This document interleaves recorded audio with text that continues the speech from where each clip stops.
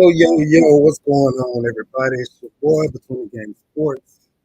Back, give you another great video and topic, but y'all know the drill, man. Hit that thumbs up button for me, subscribe, and then hit that bell button and get those notifications. So, folks been wondering where I've been at. I'm busy, man. I was down in Houston, working a tournament, and I stayed at campus. Good high school,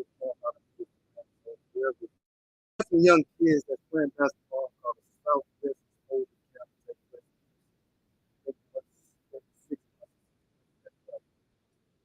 That's not what we get for today. Shout out to the where we from, the city, good stuff. Shout out. Real quick story of but I got this time. Kind of been in the news lately. Obviously,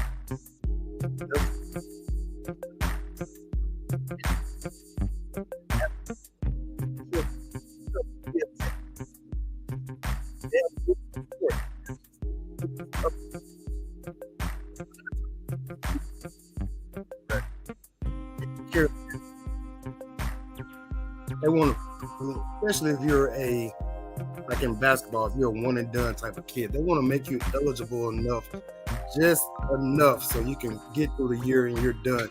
It helps with the team overall GPA so that you stay eligible for a whole year. That's the whole thing that goes down there. I played college ball. I played at Stephen F. Austin in Nacogdoches, Texas, a very, very small D1. But we still were D1. It was their job to make sure that we were eligible throughout the year because it helps with team GPA. If your GPA falls below a certain overall grade, then they lose scholarships. And that's what Coach Prime is talking about. These schools are not doing this for the kids. They are doing this because they want more and more money.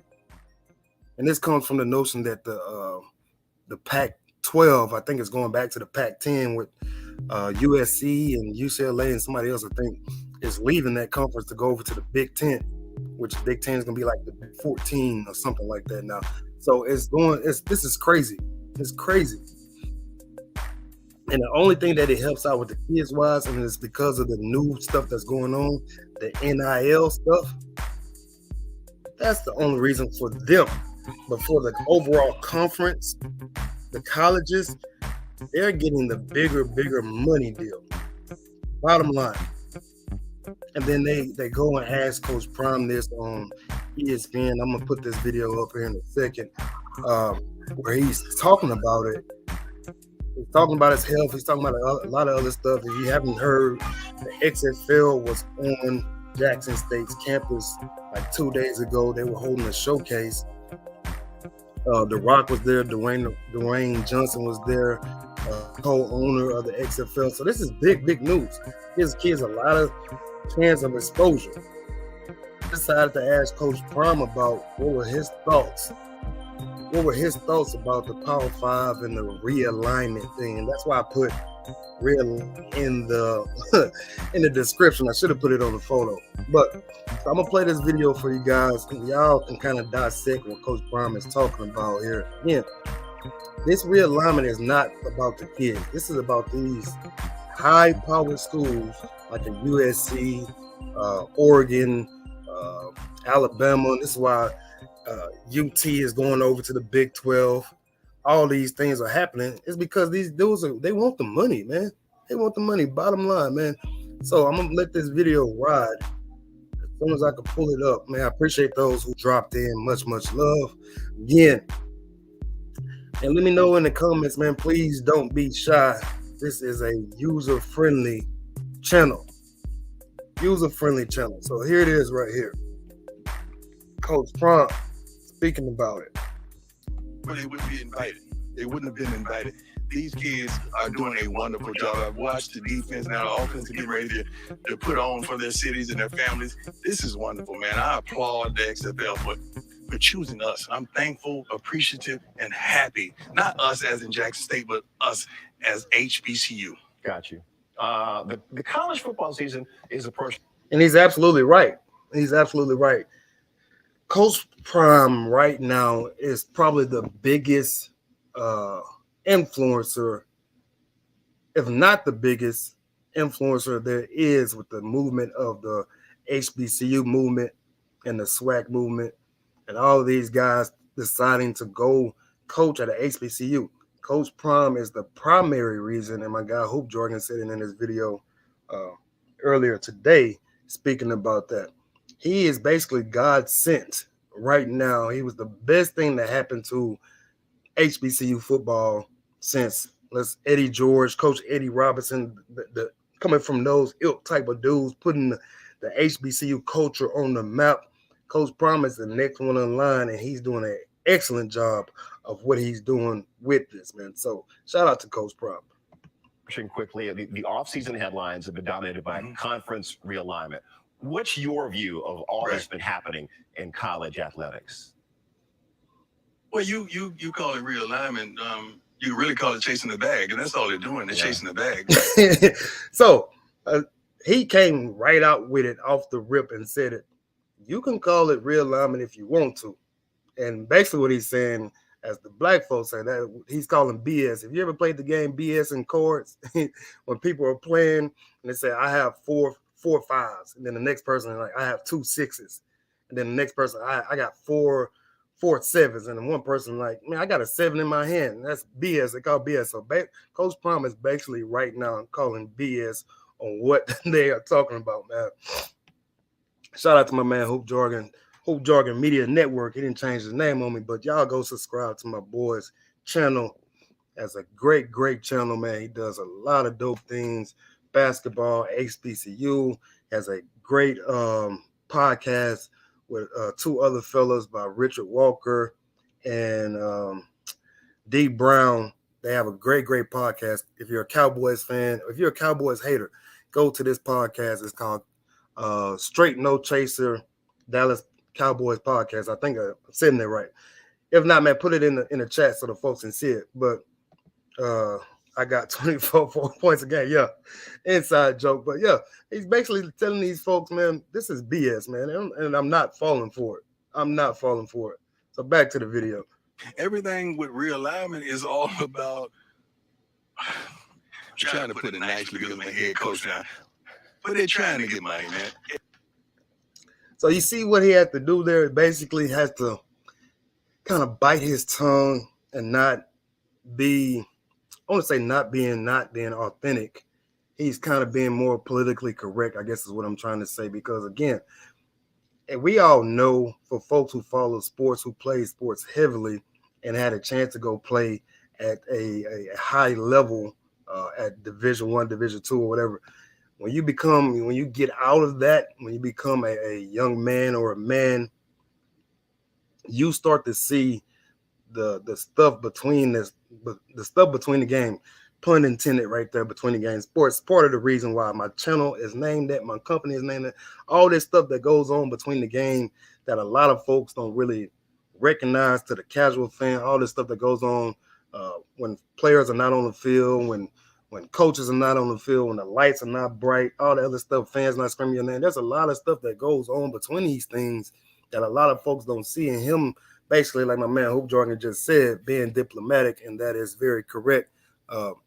Being very diplomatic, because like he said, he's now a head coach. So when you're a head coach, you have to be very, very careful with your words, man. And especially in today's age, even if you're just a regular Joe, posting something, saying something here and there, you have to be uh, very, very conscious of what you're saying.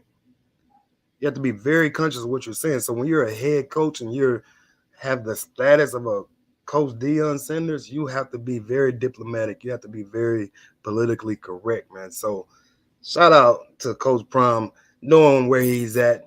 And it's like my daddy always say, man, you never know who's watching. So that's where that's coming from right there. Continue. Everybody's trying to line themselves up properly so their program can prosper. And I don't mind that. I want us to prosper as well. How do you see that? Yeah, so we're gonna get back to that part of it, man. So there it is right there. Yeah. Straight No Chase, a Cowboys podcast. Great show. Do that Sunday mornings during the football season. They're on season 2. That's coming up with that. So they dope guests, plenty of NFL guests. Maybe one day they can get Coach Prime on there. So anybody heavily Jackson State, man, y'all holler at them. See if Coach Prime can get on there after a Jackson State win on Saturday. But I'm gonna put the stream link in the comments. So anybody that want to join in, please do. Like I said, I pretty much gave my piece about this, my speech about it. I want to hear from others. And what do you have to say? What are your thoughts about Coach Prime basically calling these Power 5 conferences out with this quote unquote realignment stuff? So anybody who would like to join, please do so. If you have not subscribed, please do that as well. Hit that thumbs up button for me. I see we 17 deep on a Sunday night.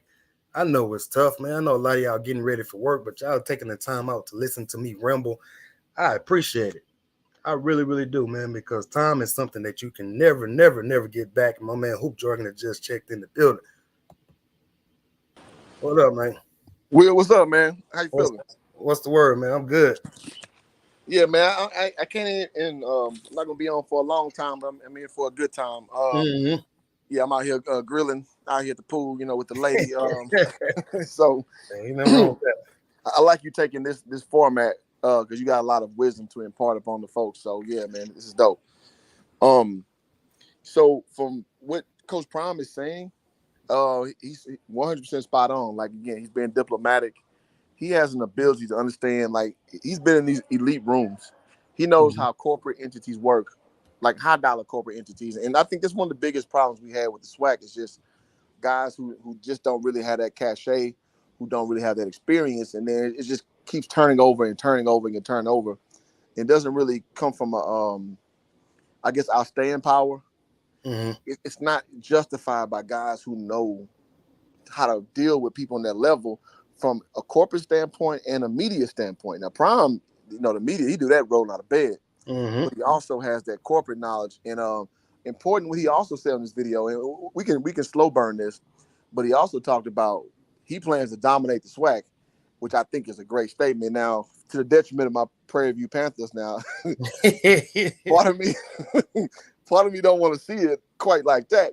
But he's right. If you think about guys like Nick Saban, guys like Jimbo Fisher, guys like who are these main stalwarts in coaching history, you gotta like kill your league, like murder everybody. Yeah. So I'm with what he's saying, even though I ain't with what he's saying, if that makes sense. Yeah, I get it. From a graduate of Prairie View, you do not want to see that type of success. Basically, you will want to see Jackson State finish second compared to you guys, and there's nothing wrong with that, man. That's what the rivalries are for. And I think I kind of want to get into that later, but I guess I'll do a little prequel to that. This is why I think a lot of folks that are blue bloods in the SWAC and the HBCU realm are scared for schools to move up to go and play these play in a different conference because they're going to lose that pageantry, that rivalry type of stuff. Some of these games that's been played since 1930, 1940 may not be played anymore. And I think that's why a lot of folks don't want to let go to that type of movement. I'll say this, Will. To that, I say, damn that. Because here's the problem.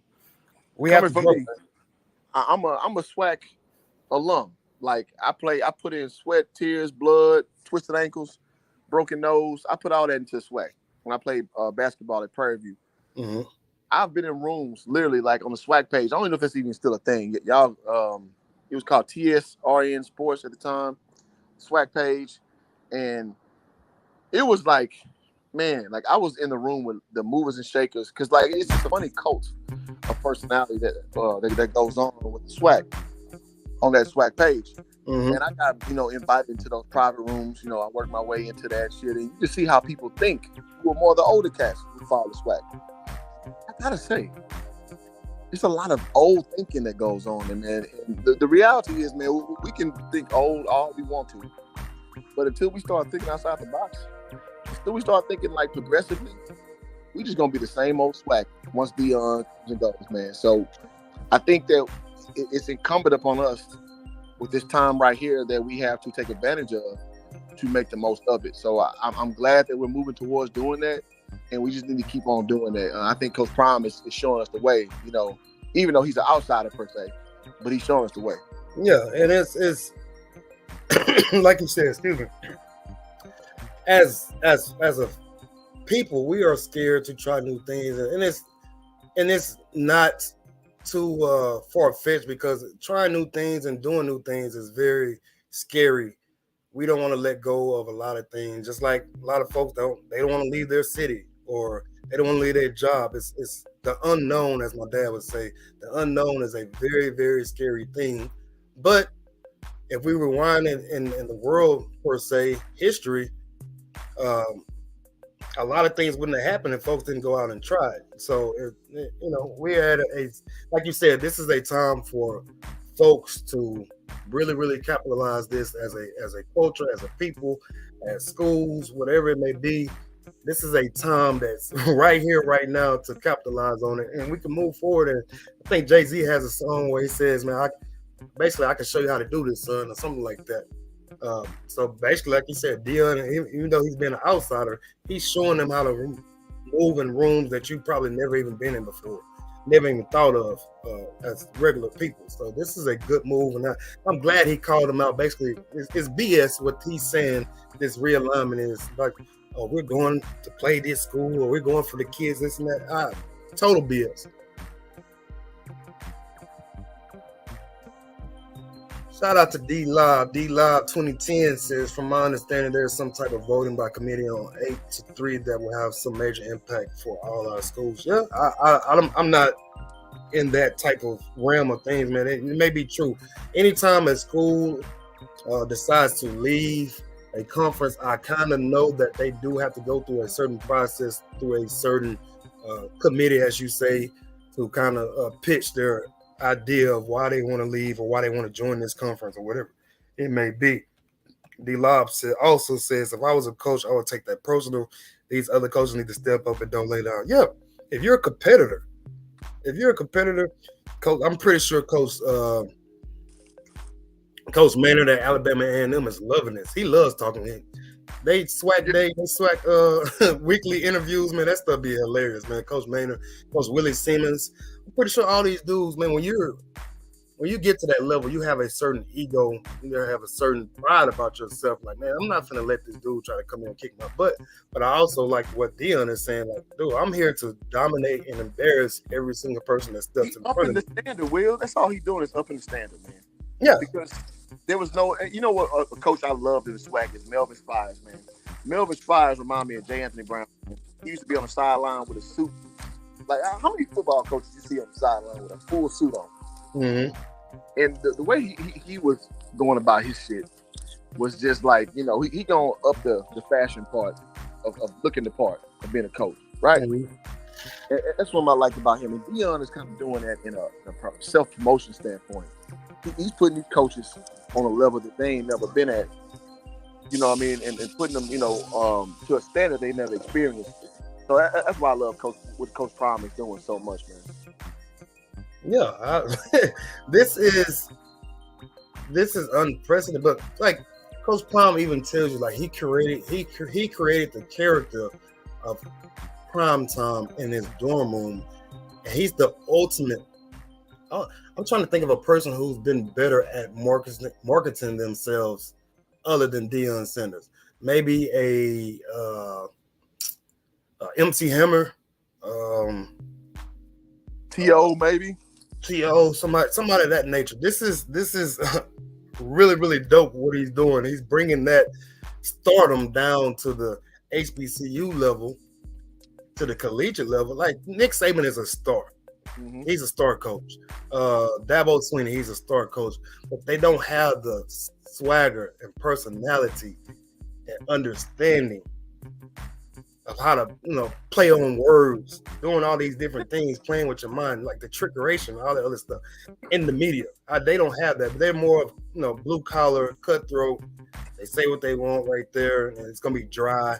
It's not gonna be very personable or anything of that nature. So I'll tell you who Deion is. Deion is like The Rock, who he was in wrestling. Like The Rock had that mouthpiece that could nobody touch, man. He just knew how to put those words together. Like, even better example, Muhammad Ali.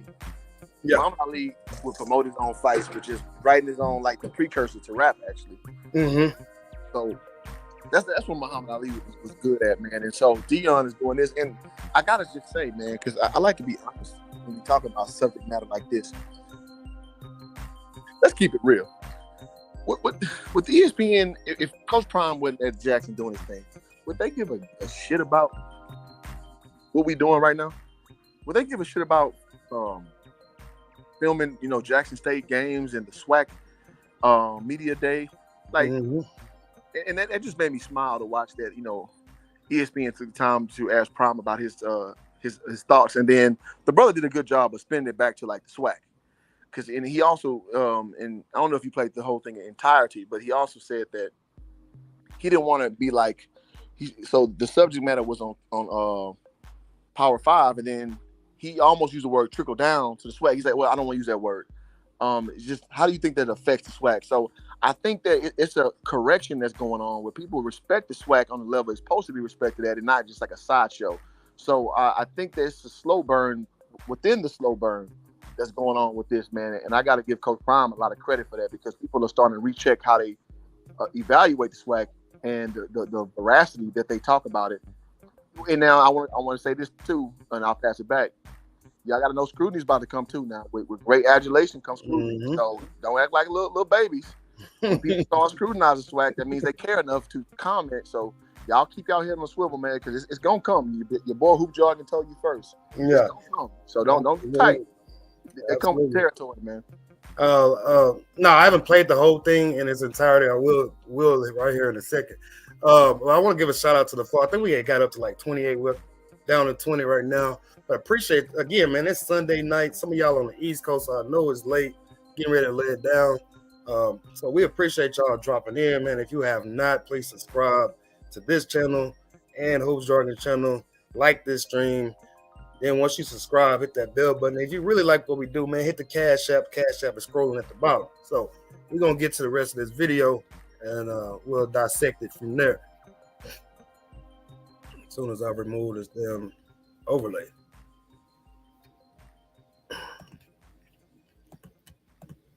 I don't want to say trickling down. How do you see that affecting HBCUs?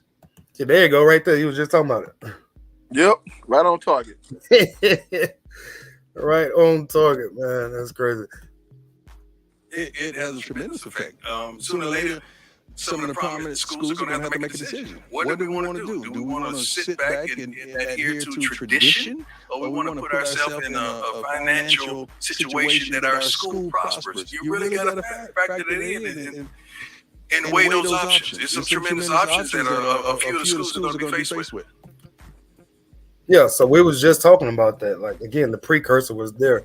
Are we wanting to hold on to tradition, or do we want to grow, man? Like, it's the same thing with Texas A&M. Texas A&M had to make a decision when they decided to go over to the SEC, which they haven't done anything in there. They got a couple of upset victories here and there, but a lot of their alums were upset that they were leaving the Big 12 because that that A&M UT rivalry game was not going to be played anymore. So they had to go make a decision, and luckily the powers to be kind of helped them out. But again, being in the SEC is totally different for A&M. They're just I hate that school. I really, really do, and I don't know why I do. And I know why I do. It's because they think they're better than what they are, and they've never won anything to act like that. But again, like these Jackson State, FAMU,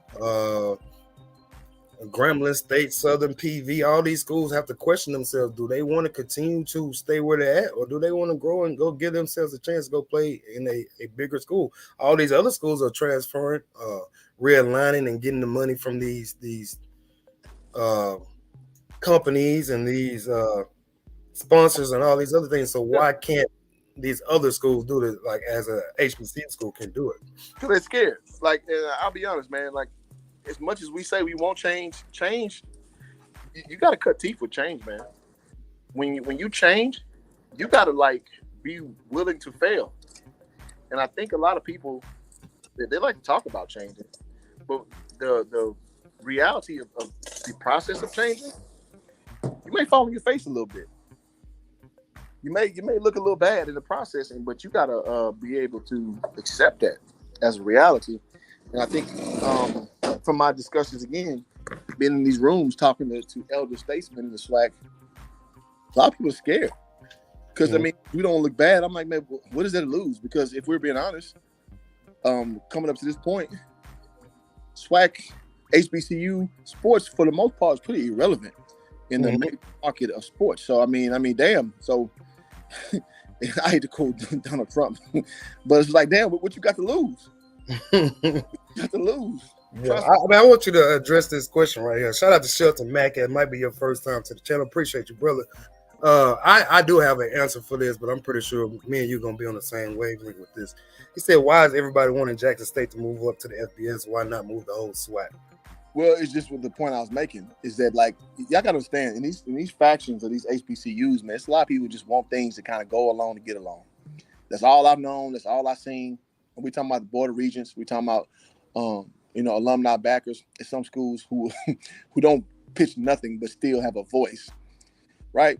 So you got these people who kind of want to stay stagnant. They want to talk about moving, but they don't want to actually do it. So that's a hard sell to get the whole conference up. And I wish it was that way. I would shit.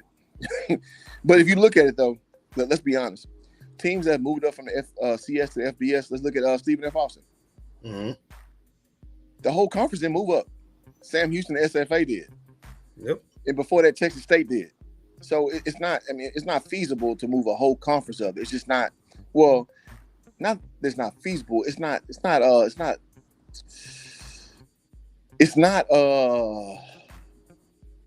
Damn it! Not the word logical. It's not probable that that's gonna happen because you don't see it happen that way. What you see is some teams be bold. They step ahead and be the vanguard, and the other teams follow suit. That's more logical for that type of vertical move. So I think that's why that the notion that the whole conference move up. I mean, we just never seen that before, and I don't think that. I mean, I'd say it couldn't happen. It's just improbable. Yeah, and basically that's what I was gonna get to. It's damn near impossible. If it does happen, that'll be a historic event, and we'll do a video about that. But then also you gotta, like, when people move conferences and stuff like that, you gotta have a pretty decent winning percentage. You gotta have the right crowd following. Jackson State has Power 5 guys coming in, so the most sense that it makes to everybody in the SWAC is Jackson State, and they're the hottest topic in college football right now. Like, college football is getting ready to start in a couple of weeks. Well, let's say a month. And Jackson State has been in the news way more than your normal schools, Alabama, Clemson. Like, you got to think about this stuff. So Jackson State is the most logical and thoughtful thing for them to move up to the FBS. But again, it's a long shot, but why not take that shot, man? And so again, history is not made being safe. History is not made being safe. So shout out to Shelton Mackey, man, for your comment. Again, man, anybody who wants to join in on the stream and let your voice be heard, come talk about your channel, whatever it may be, man, there's a stream link right there. we do this ever so often, man. I wish I had more time to do certain things, man. Like I said at the beginning of the stream, I've been gone, missing in action. I ain't did no videos really. I was in Houston for like a week and a half.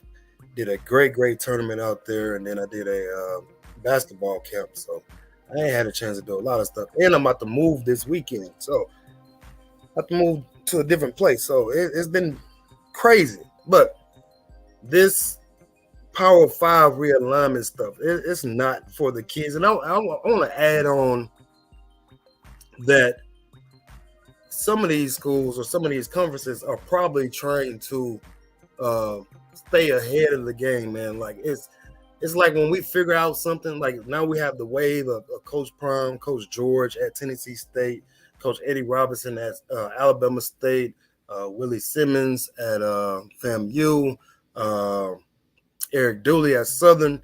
See all these good coaches coaching at these schools, and then you get these players, these 4-star and 5-star kids that are now going over to the SWAC, the OVC, all these places, and they can go to these places and be successful because of the new NIL deal, and they can get money, they can get paid off their image, their likeness, they can get sponsors and all this other stuff. So I'll take this move a step further, that these schools are trying to stay a step ahead and make sure that their schools are staying prosperous, that these kids are still looking at their schools. So I think it's just another ploy of them trying to stay ahead of the game. Shelton Mackey says, you have to remember it's the HBCU bands that bring the women and children to the game. They want to see the battle of the bands. Yeah, and that's what I think Hoop Dragon was saying in his video. Again, if y'all have not seen it, go over to his channel. He was saying that, we're not just known for classes. Like, there are guys in this conference, there are guys at other schools that can actually play. The games are actually entertaining. And I remember growing up, living in Houston, the Labor Day Classic was the big thing. It wasn't a good brand of football going on. The main thing was to go to see the Battle of the Bands and to see if Prairie View can end that long losing streak or whatever that they had back then. But times have changed. You have better players coming to the conference. You have better kids. You have better coaches. So what he was trying to say is, I believe that don't go to the games just for the band. Don't go to the games just for the women. And Coach Prime said this in a video last year about homecoming at Jackson State, how it was like 80,000, something of that nature. And he was basically saying, why can't it be like this every single weekend? And we all know homecoming is going to be, big.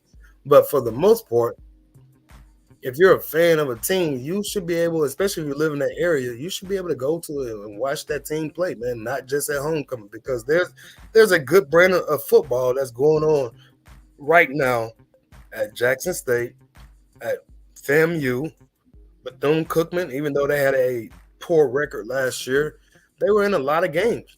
They had a lot of games that were decided by 7 points or less. A lot of games. So even for me, I live in Dallas right now. There's no big HBCU. Paul Quinn is not too far from us. So my goal is to go check them out a little more this year in basketball. I'm a basketball guy. Jackson State is playing Texas Southern at TSU, which is in Houston, November 5th or something like that. So I'm going to leave and I'm going to go to that. Those are the closest games to me. So I'm doing a more of a better effort this year to go out and catch games. Shelton Mackey says if JSU moves to a PWI conference, they will lose the women and children fans. No more battle of the bands. And that is a calculated risk. That is a very, very calculated risk, man. Like, again, everything is not going to work out in everybody's favor, man. Like, the pros and cons of doing this type of stuff, you have to sit back and really think about it. And that's what Coach Prime was basically saying in his video. I'll replay it. I'll say this, Bill. Go ahead. Listen, man, what people generally do is meet expectation. So if you set the rules, people generally adapt. So if you got to smuggle some some good old yakky in, guess what people gonna start doing? Goddamn it, you gonna start smuggling stuff in, just how people in the movie smuggle food in. People adapt. So I understand that it may be a little more tenuous, strenuous rather, with some of the rules in regards to what you were saying with the let's see, women choose the game. Hold on. What we say? Conference losing fast. Oh, okay. I thought you said bottle. I'm so sorry. Damn. Okay, yeah, I went on a tangent. So I know it's a little more stringent with the with the party element that that SWAC situations have so prominently. So okay, I took that a different way. So let me retract. Battle of the bands. I mean, I don't see why you still can't incorporate that. You still can incorporate that. Like, I mean, and if you don't, one thing that HBCU show is you can have your own little situation where it's a battle of the bands situation, and you can charge money for the event. People will come. I think we've all seen that, right? So I mean, I don't think that's a real risk. I think that it's a fear that may be more in your head than in reality. But I mean, I'm okay with that if it means us bringing more prominence, more money to these institutions. Like, if we want to compete with the big boys, I would sacrifice that battle of the bands. I'm just saying, like, I mean, what are we saying? Which one do you want? You want the right and freedom to do the battle of the bands, or do you want actual prosperity as far as building these institutions up to prominence, rivaling these Power 5 schools? I mean, what are we talking about? Yep. Bottom line, again, man, shout out to the folks who are jumping in and out, man. This has been a great discussion. We're gonna keep it going. There's still more to dissect from this video, and I'm gonna go back to what I'm saying. You said this basically, and I said Coach Prom is basically heaven sent right now for Jackson State and HBCU football. And I'm saying all that to say that just yesterday, this dude has decided to give up half of his check to hurry up and get the football stadium done. So for all the folks who were saying that he doing this for money, this and that, like Coach Prom said, I think they said he's making $300,000 a year. That's a lot of money for somebody who has never seen anything like that. But man, this dude's making millions, man. He had a TV show with his kids. He was on CBS, I believe, for the longest. He was on NFL Network. So this ain't about the money. So, and again, he turns around and proves it that he's willing to give up half of his check for this year to hurry up and get the new facilities finished at Jackson State. So that's the type of progress that he's trying to instill into everybody that's in the HBCU movement right now.